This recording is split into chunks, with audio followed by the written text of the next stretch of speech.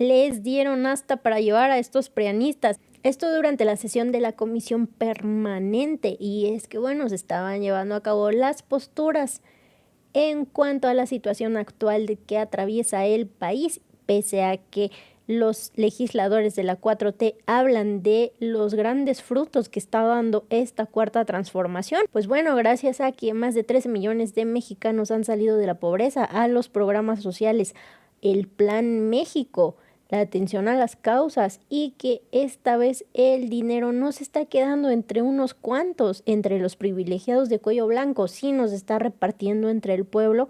Pues aquí los resultados. Y bueno, pues para la oposición es todo lo contrario, pero eso no es lo peor es que nos intentan pintar un escenario catastrófico en el que según ellos nos está yendo súper mal como país. Bueno, pues las pruebas hablan por sí solas, porque cuando estaban sus gobiernos neoliberales nos hundíamos, y ahí, aunque nos endeudáramos, no decían absolutamente nada, porque estaba bien que se endeudara el pueblo con tal de que sus bolsillos se enriquecieran, pero esta vez, como no está siendo así, pegan el grito en el cielo. Lo peor es que con mentiras, pues tratan de engañarnos una vez más. Bueno, pues llega el diputado Reginaldo y les da tremenda arrastrada, con números, con cifras, con hechos y verdades, les tumba sus mentiras, trapea el piso con ellos, no le duran ni 5 minutos en tribuna, los deja exhibidos como los hipócritas vendepatrias y mentirosos que son. Pero vamos a ver el video. Con su permiso, Presidenta. Miren, el tema que estamos tratando ahora es la cuestión económica.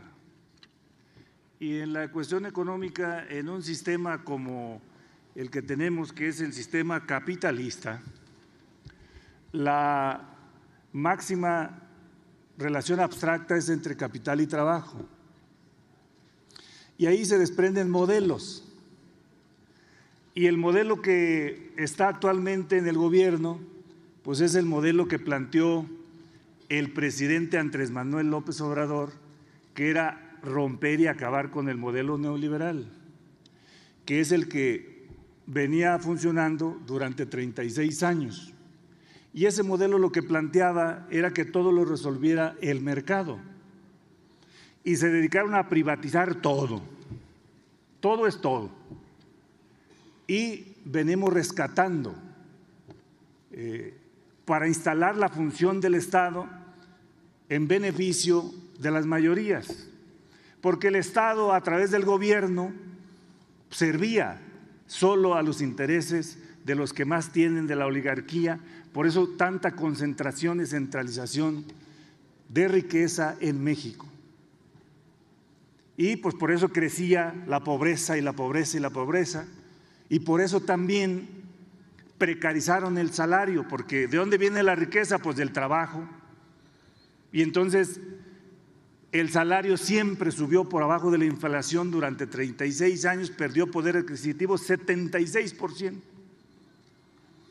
Y en el modelo de la 4T, que recuperamos la función del Estado para que el Estado a través del gobierno sirva a todos, la prioridad es el bienestar. Y por eso el incremento salarial. ¿En cuánto va en este momento el incremento salarial de los dos o de lo que llevamos en el gobierno la 4T? 154% en términos reales, que es la variable principal por la que salieron 13.4 millones de mexicanos de la pobreza. Díganme cuántos mexicanos salieron de la pobreza en los 36 años de modelo neoliberal. Si fue una fábrica de pobres. Y ahora el crecimiento, que es el problema que tenemos desde el modelo neoliberal y lo que estamos ahorita, tiene que ver con factores más exógenos que endógenos, más externos que internos, porque hay una contracción de la economía a nivel mundial, porque hay un reacomodo del sistema mundo y se acabó también el derecho internacional.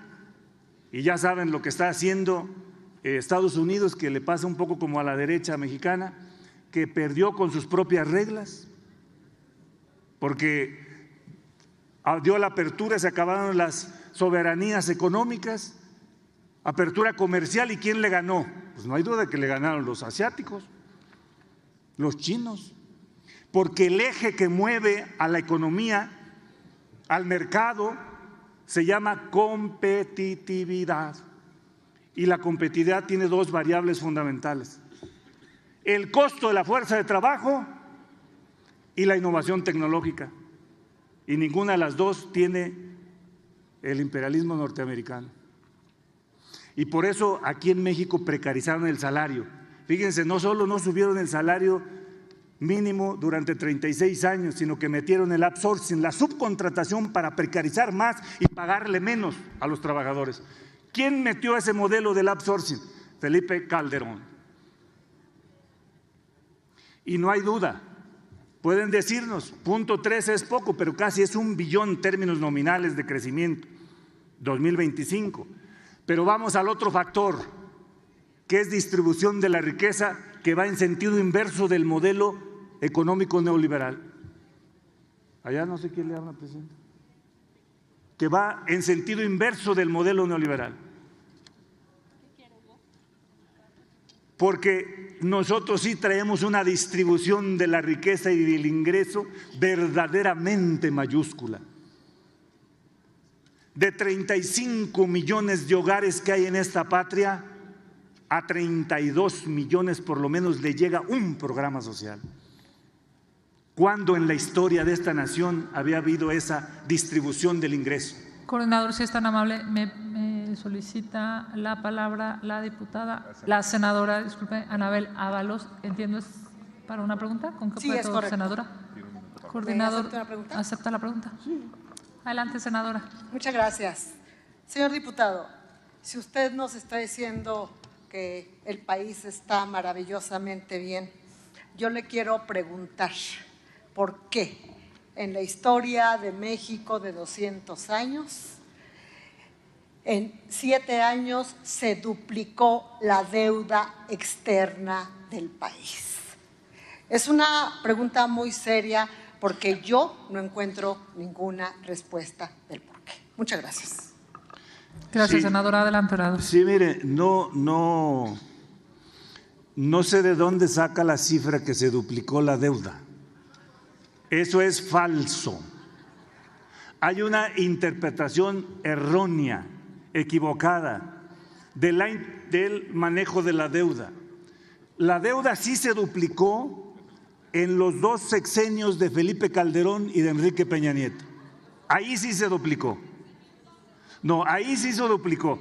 Es que miren, ustedes explican en términos de crecimiento nominal, no en función del PIB como debe de explicarse el tema de la deuda.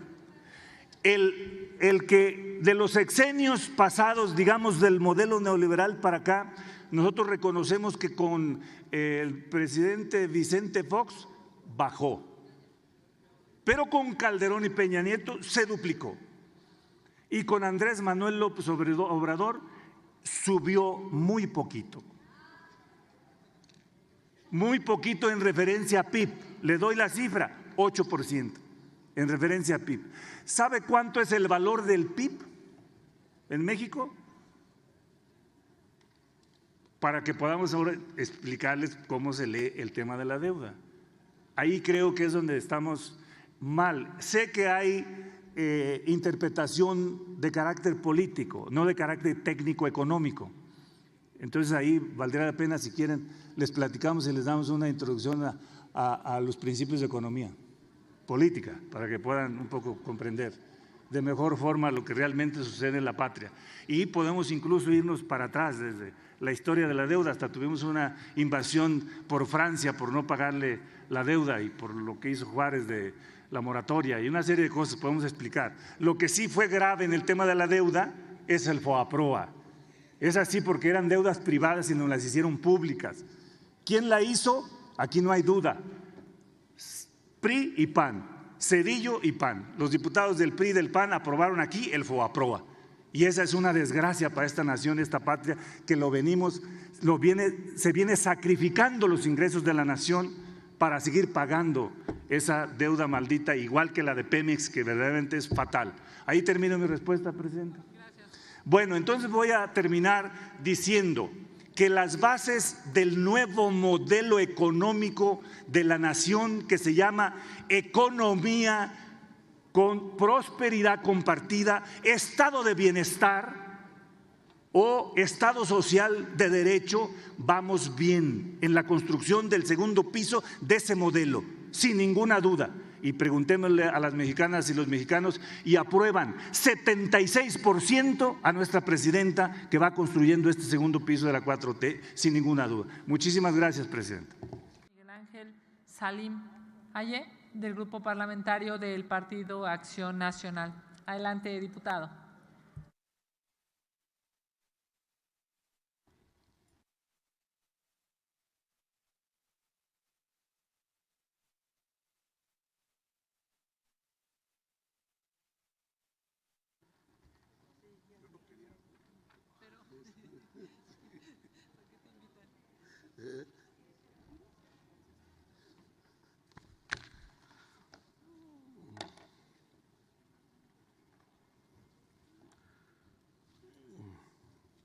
Muy buenas tardes, con su venia mesa directiva, presidenta.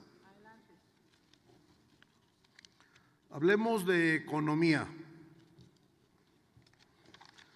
Acabamos de escuchar hace un rato que México está mejor que nunca. ¿Es neta?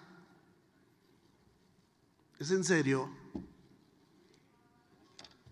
No están hablando de Dinamarca, ¿verdad? Me imagino.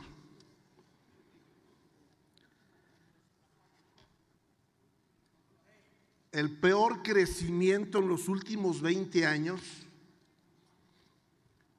0.9% de la pasada administración. ¿Cómo quién tuvo la culpa? Calderón, Peña. ¿Quién tuvo la culpa de que México no haya crecido? 0.5% este primer semestre. ¿Es neta que es el mejor México? Salgan a la calle a escuchar a los micro y pequeños empresarios, no nada más a los que les dan los programas. El precio del dólar, les aviso, no depende del gobierno, señores, están equivocados. El precio del dólar no depende del gobierno. Pregúntenle a cualquier país del mundo. Cuando hay devaluaciones es otra cosa, pero actualmente no depende del gobierno. El incremento del empleo, pues ¿de quién depende? De los micro y pequeños empresarios que se parten la madre todos los días en este país. Y los que generan el empleo, los grandes empresarios, micro y pequeños, no de los que están en el comercio informal, que por cierto en los últimos 10 años ha crecido más del 12%. Chequen números. El turismo, depende del gobierno el turismo, por favor. Acapulco, vayan a las colonias donde se vieron afectados, que no les han llevado el apoyo, el subsidio. Ahora resulta que el turismo depende del gobierno. Todo esto que acaban de escuchar sí depende de los empresarios, sí depende de los que invierten en este país, que no es el gobierno, porque no estamos creciendo. No hay infraestructura, no hay carreteras, no hay puentes, no hay hospitales. ¿De dónde dicen que está creciendo México? Lo que sí depende del gobierno pues son los programas sociales, como Jóvenes construyendo el futuro. Eso sí depende del gobierno. ¿Y qué hacen aparte de promover a la 4T? Lo que sí depende del gobierno ahora, pues es el Poder Judicial. Ese sí depende ahora del gobierno, no toda la economía. Ahora lo que sí depende del gobierno, y escuché a mi compañera diputada, por supuesto que es la deuda pública. Hay que sumar 2 más 2. 10.6 billones recibió el 2018 el actual gobierno de deuda de toda la historia, no de un gobierno ni de Felipe, ni de Peña, ni de Fox, de todo el gobierno anterior. 40 años, 10.6 billones. Hoy la deuda, de acuerdo, por cierto, a la Secretaría de Hacienda, está en 20.1 billones. ¿De quién fue culpa el aumento de esa deuda? ¿De qué gobierno? Pues si los que pidieron, digo, acabamos de aprobar el presupuesto en este Congreso y aprobamos 2 billones más de deuda. Bueno, aprobaron los que lo votaron, nosotros lo votamos en contra. Pues súmenle, eran 18 el último año, hoy son 20. ¿Por qué? Porque se aprobaron 2 más en este Congreso que acaban de aprobar el presupuesto. ¿Y eso de quién es culpa? No vengan aquí a engañar. ¿Cuál es la economía más importante de este país? Del gobierno, por cierto, Pemex. ¿Qué está haciendo hoy Pemex? Mandándole crudo a Cuba. Pero fíjense, no nos ha dicho este gobierno cómo factura, cómo cobran, cómo está la transferencia en pesos cubanos, en dólares, en euros, en libras esterlinas. ¿Cómo paga Cuba? No entiendo. Apoyo social a Cuba, perfecto, con crudo, petróleo crudo. Bueno, pues si no facturan y se le da apoyo, entonces vamos a darle apoyo a toda la gente que consume gasolina en este país. Hoy, según los barriles que se le han enviado, los cálculos son aproximadamente de 20 millones de dólares en un año. Son 400 millones de pesos al año. Al día es 1.5 millones de pesos diarios que se le están mandando a Cuba en petróleo crudo. ¿Cómo lo refinan? Tienen que refinarlo en Cuba. ¿Cómo están las refinerías de Cuba? ¿Cómo lo hacen? No sabemos. Y Cuba lo vende, lo regala. ¿Qué hace con ese petróleo que se le manda de México? Que insisto, hasta el día de hoy, su factura número 1 se llama transparencia. No existe. Ahora vamos a hablar de lo que sí requiere México. Acabamos de presentar en el mes de noviembre una iniciativa que se llama Crédito Justo, donde las tarjetas de crédito están cobrando más del 100 y 200% de intereses moratorios. Yo le pido a mis compañeros diputados y después al Senado que aprueben esta iniciativa. Ya la conoce aquí el coordinador Monreal de los diputados. Crédito justo, para que aquellos que tienen pocos recursos paguen sus créditos con un crédito que realmente puedan subsistir. Hoy no es crédito, no son intereses lo que cobran las tarjetas de crédito, es usura. Eso es lo que se llama 70, 80, 90% y algunos tarjetas comerciales hasta el 400% de intereses moratorios, que por cierto acaba de meter una propuesta el presidente Trump también en Estados Unidos de los intereses de las tarjetas de crédito. Seguramente escuchó a este Congreso. Aquí no hay justicia social cuando se castiga al contribuyente mexicano para subsidiar petróleo y combustible fuera del país. Aquí no hay soberanía cuando se endeuda a México para mantener una política exterior ideológica. Aquí no hay bienestar cuando el gobierno abandona a los ciudadanos que trabajan, producen y pagan impuestos.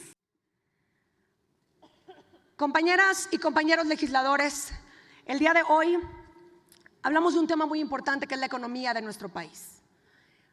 He escuchado en diferentes discursos, y no solamente hablo de esta honorable Cámara de Diputados, hablo también de los diferentes discursos cuando los compañeros van a dar sus entrevistas en diferentes medios de comunicación, que hablan de que la economía del país es estable, hablan de que la economía del país está en crecimiento, pero realmente esas declaraciones y esas intervenciones que se hacen son completamente diferentes a lo que las y los mexicanos se enfrentan y ven en las calles en materia económica.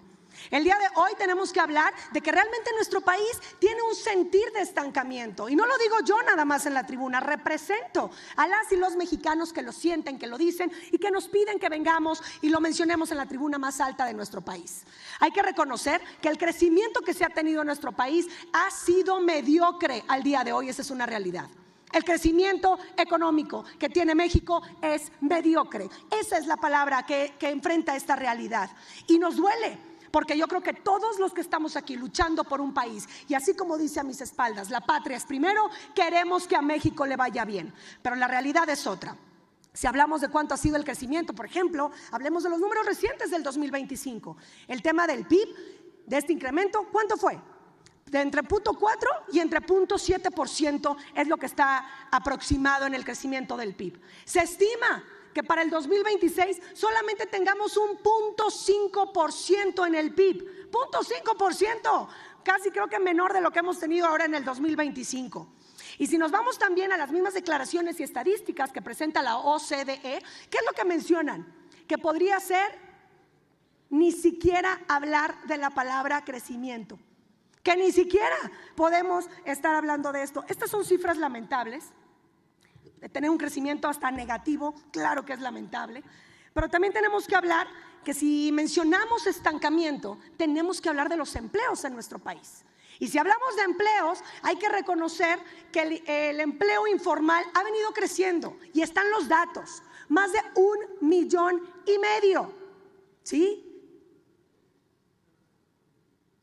de empleos informales, es lo que ha crecido. Si nos vamos a las cifras directas, es un 55% lo que ha crecido de las estadísticas que están de octubre del año de 2024 a octubre del año 2025.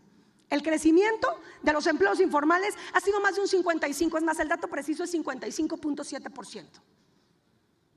Si hablamos de empleos informales, quiere decir que estas personas que están buscando tener un ingreso para su hogar, no están teniendo un seguro de gastos médicos, no están teniendo una seguridad social, no están teniendo un aguinaldo, no están contando con una prima vacacional, no están contando con un retiro. Y eso no podemos hablar de que es algo bueno para nuestro país. Ellos tienen que buscar la manera de salir adelante, tienen que buscar la manera de llevar el ingreso a casa, por supuesto. Pero si se ha incrementado en un 55% y ha bajado aparte el empleo formal en datos también estratosféricos, yo creo que no podemos decir que la economía de nuestro país está bien. Y ya que estoy hablando del tema de los gastos médicos, viene un aumento y un incremento de los seguros de los gastos médicos hasta en un 35%. He estado platicando con diferentes asesores de seguros y te dicen, me da hasta pena llegar con la póliza de seguros con los clientes porque me da vergüenza decirles cuánto es lo que tienen que pagar o cuánto es lo que tendrían que pagar. Y sé que estamos hablando de dos cosas totalmente diferentes, que es la seguridad social en materia de empleo y que es el tema de los gastos médicos, pero a fin de cuentas estamos hablando de salud en general. Que pues también con la deuda que nos cargamos en nuestro país, hay que reconocer que la deuda sigue creciendo. Pareciera que el gobierno federal quisiera que México esté endeudado, quisiera que México esté pobre, y aparte sin libertades.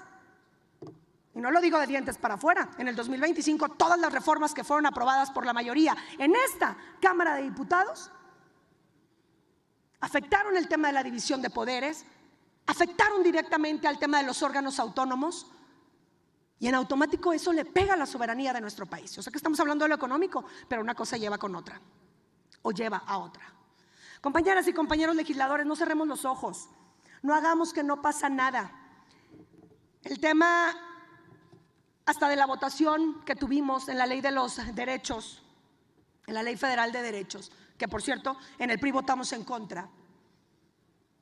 Se incluyeron aumentos hasta en los videojuegos, impuestos en los videojuegos. Háganme el tremendo favor, aumentos en los videojuegos. Promovamos el deporte, si queremos que los jóvenes no estén pegados en el tema de las redes sociales, de los videojuegos y demás, promovamos el deporte desde la materia educativa, hagamos campañas, demos información, etcétera. Pero no vengamos a aumentar impuestos, porque lo único que nos queda claro es que esos impuestos son para poder satisfacer esa deuda. Hay datos críticos y directos. Entre el 15 y 17% del presupuesto federal se va directamente a pagar los impuestos de la deuda que tiene nuestro país. Increíble, ese 15 y 17% podría estarse utilizando para invertirlo en materia de salud, en materia de seguridad, que tanta falta le hace a nuestro México. Diputadas, diputados, senadoras y senadores, con todo el respeto que ustedes se merecen, no podemos venir a esta tribuna a mencionar que todo es perfecto en México, que todo está bien. Los impuestos han venido a comerse el salario mínimo. La inflación que espera todavía para este año y para el que viene, vienen y le pegan directamente al salario mínimo de las y los mexicanos. No nos hagamos de la vista gorda, levantemos la voz, luchemos para que realmente el salario le rinda a las y los mexicanos. Los estamos ahorcando con los impuestos, y perdón que diga los estamos ahorcando, es algo que ustedes votaron, es algo que la mayoría votó, pero a nosotros nos toca defender a la patria. Lo dije hace un momento y lo repito, Morena quiere un país silenciado, un país pobre y un país que no tenga crecimiento y aparte endeudado. ¿Es cuánto, diputada presidenta? Muchas gracias, diputada. Tiene ahora el uso de la palabra el diputado Reginaldo Sandoval Flores, del Grupo Parlamentario del PT. Adelante, coordinador.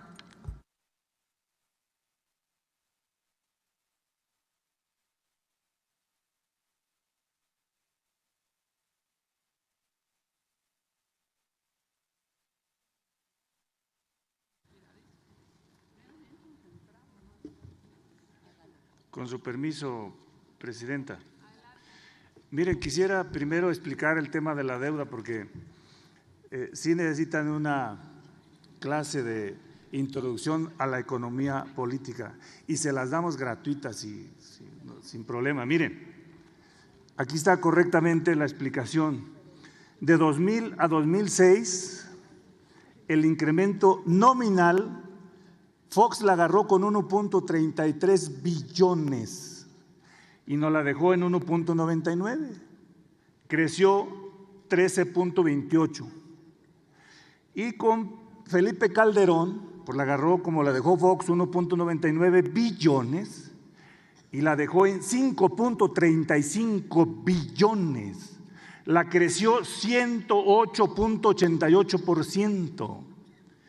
Y Peña Nieto la agarró en 5.35 y la dejó en 10.83. La creció 58.48. Y Andrés Manuel López Obrador la agarró en 10.83 como la dejó Peña y la dejó en 16.8. El crecimiento real es 15.8. ¿Va? ¿Ya les quedó claro? ¿O les explico con manzanita, les saco el… ¿no? Porque si no, no van a entender nunca el tema de la deuda, porque ustedes lo manejan en términos políticos. Y miren, aquí está la evolución de la riqueza, de la masa de riqueza que se genera en el país, cuánto se queda en el capital y cuánto en el trabajo. Cuando llegó Andrés Manuel, el capital se quedaba con el 74% y el trabajo con el 26%. Y cuando se fue Andrés, el trabajo se queda con el 31% y el capital con el 69%. Hubo 5 puntos de reducción de la desigualdad. ¿Por qué? Pues por el incremento salarial. 154 en términos reales, ahí en términos reales significa que descontamos la inflación. También les puedo explicar cómo se deflactúa, porque tampoco saben deflactuar, para que manejemos términos reales. Y ustedes que se quieren mucho a los norteamericanos, al gobierno norteamericano y a Estados Unidos, y en muchas cosas lo quieren copiar, hasta quieren que venga a invadir a México y la cosa. Miren, ¿y por qué aquí no quieren copiarlo? Esto que les estoy explicando de la riqueza en Estados Unidos es inverso. El trabajo se queda con el 70 y el capital con el 30. Y eso que en Estados Unidos hay una concentración de la riqueza mucho más que en México. Y allá tenemos un gobierno de oligarquías que ahora andan queriendo invadir el mundo porque ya no les da para tener utilidad, porque también allá hay pobreza y tampoco allá ha subido el salario. Y miren nada más este dato, miren, aquí hay que hablar con objetividad. Miren la última encuesta, ¿cómo sale nuestra presidenta? 72% de apoyo de los mexicanos está a favor de la propuesta del modelo económico de la 4T. Fíjense una cosa, les voy a decir, si traemos poco crecimiento, lo aceptamos. ¿Por qué traemos poco crecimiento? Porque el PRI y el PAN desmantelaron el sistema industrial de esta nación. Dijeron que la mejor política industrial era la que no había, la que no exista. Por eso ahora el Plan México va en la ruta de la recuperación del sistema industrial de nuestra nación para generar empleo y generar crecimiento, porque ustedes todo se lo cargaron al tema de la exportación y por eso tenemos una gran dependencia de la economía norteamericana. Todo lo importamos, hasta los botones de camisa, no puede ser. Bueno, vamos en la ruta de recuperar eso con el Plan México. Vamos bien en esa dirección también. Y les digo un dato más. En la encuesta, el 70% de la militancia del PAN, del PRI y de MC apoya a nuestra presidenta. Y un dato más, el capital financiero, los bancos, en la 4T es cuando más han ganado en su historia, por eso ya ustedes no los representan. Y los que más tienen también ganaron, pero ahora hay distribución por la vía del incremento salarial y por la vía de la transferencia de los programas que están en el artículo 4 de nuestra Constitución. Y miren, está la beca universal para los que estudian preparatoria, beca universal para los que estudian secundaria pública, para que no por falta de recursos se queden sin estudiar. Todo eso al final nos va a ayudar porque van a ser mexicanas y mexicanos con mayor habilidad, con mayores cualidades para el ejercicio del trabajo y vamos a elevar también el tema de competitividad. Sin ninguna duda les digo a las mexicanas y mexicanos que vamos bien y que la 4T en el segundo piso va excelente y por eso apoyamos a nuestra presidenta Claudia Sheinbaum Pardo sin ninguna duda. Muchísimas gracias.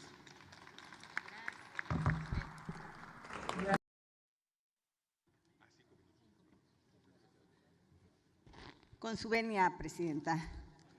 Mexicanas y mexicanos que nos ven por las redes sociales. Los buitres vendepatrias del PRIAN llevan 7 años apostando a la caída de la economía. Quieren que le vaya mal a México, pero los datos son sólidos y se reflejan en el bienestar de las y los mexicanos, en el bienestar de la gente. Aquí unos datos. La clase media en nuestro país pasó del 29 al 42%. Lo reconoce el Banco Mundial. 13.5 millones de personas han salido de la pobreza y se debe a 2 factores principalmente. Uno es el aumento al salario mínimo que ha aumentado en 128%. Pasó de 88 pesos a 315. Yo todavía recuerdo todas esas manifestaciones que hacíamos hace muchos años en la CONASABI para pedir el aumento al salario mínimo. Y siempre la respuesta era, va a haber más inflación, no se puede. O sea, el crecimiento de México a costa de los trabajadores. Ese era el modelo neoliberal.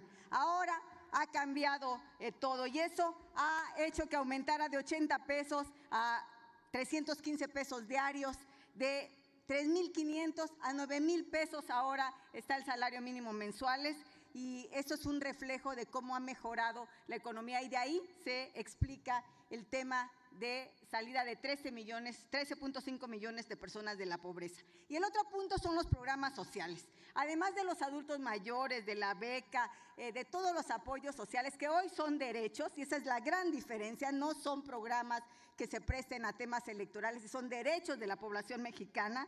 Hay un programa muy importante, Jóvenes Construyendo Futuro, que no solo apoya que los jóvenes aprendan, apoya principalmente, aunque no lo quieran reconocer, a las pequeñas y medianas empresas, porque se constituye en un subsidio directo al empleo, de empresas que van desde 10,000 pesos mensuales hasta 100,000 y mucho más que eso cuando son empresas muy grandes. Es decir, hay un apoyo a la pequeña empresa. Y el otro tema es la desocupación, que hoy es de las más bajas del mundo, solamente por debajo de Japón. Estamos arriba de todos los países. Pasamos a una desocupación desde el 2005, que es la más baja desde que hay estadísticas en nuestro país.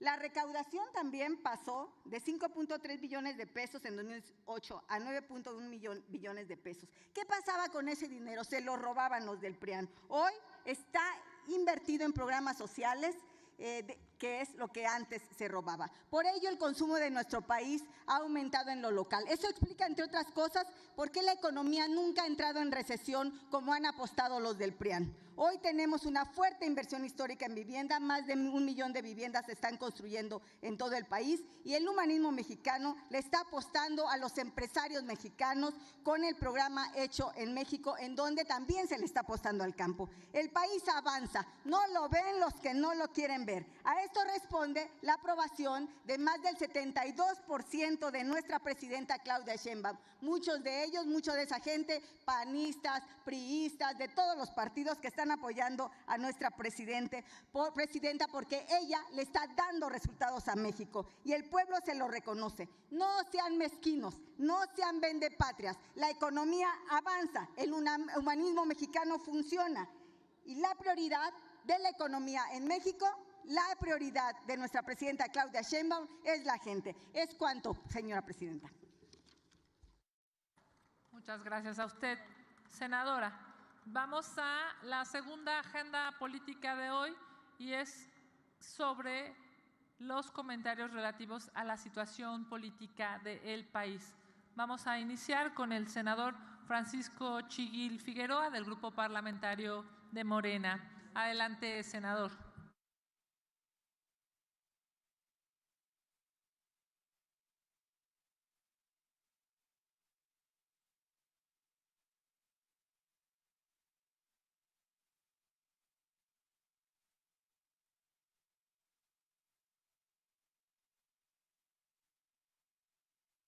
Y bueno, hasta aquí la noticia. ¿Ustedes qué opinan? Déjenme sus comentarios y si les gustó el video no olviden darme su like y compartir con todos sus amigos para que también estén bien informados y al tanto de lo que acontece día a día en nuestro país. Te veo en un siguiente video. Hasta luego.